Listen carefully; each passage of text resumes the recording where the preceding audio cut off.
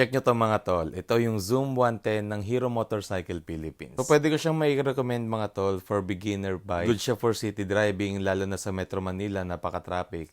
Since hindi siya kalakihan, napakadaling isingit. Tapos maganda rin yung plane ng suspension niya harap at likod. So kung mapapansin ninyo mga tol, yung pinakang itsura nito is medyo may pagkakahawi siya sa Abenis. So bali yung pinakang specs nito mga tol is 110cc, 4-valve, air-cooled, 4-stroke, and fuel-injected na rin siya mga tol. Bali meron siyang 4 na color variant mga tol na pwede ninyong pagpilian. Pagdating naman sa panel niya is digital panel na siya mga tol with Bluetooth connectivity. Sa wheelbase mga tol, naka 12-inch alloy mags. Tapos naka disc brake na rin yung harap with 2-pot caliper by Bre. Then sa likod naman is 130mm drum brake na rin siya mga tol. Tapos ito pa yung isa sa nagustuhan ko mga tol kasi meron na siyang cornering light na magagamit mo talaga lalo na kapag madilim yung kalsada. Bali may sensor yan na kapag nag-lean ka is automatic na iilaw yung cornering light. Tail light naman, full LED display na siya mga tol, may pagkakahawig sa 80. Tapos yung upuan mga tol, napakalapad actually. Lapat na lapat yung buong puwet ko dyan. So para naman sa compartment mga tol, maluwag din siya, kasya yung half face na helmet dito. Kung full face yung helmet mo, wag mo na ipilit syempre. Para sa gas tank niya mga tol, meron siyang capacity na 5.2 liters with estimated consumption na 50 to 60 km per liter. So goods talaga for daily use at napakatipid na rin. And meron siyang ilaw mga tol, LED light yan sa loob ng compartment na pwede mo magamit kapag gabi magbubukas ka ng compartment mo. Para naman sa headlight niya mga tol is naka-projector LED lamp na rin yan, which is very useful kapag gabi. So with the SRP of 69,900 for me, sulit na to.